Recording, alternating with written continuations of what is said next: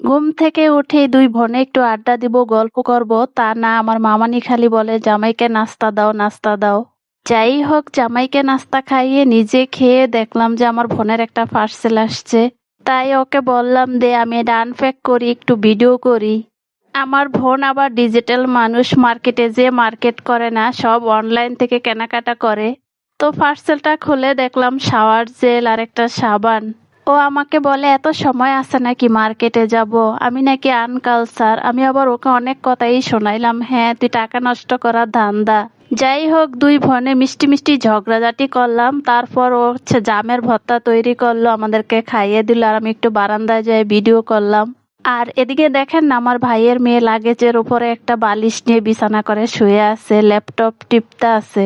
খেলনা ল্যাপটপ দিয়ে খেলা শেষ, এখন একটু স্কুটি চালাইতে আছে আর আমি একটু ভিডিও করতেছি।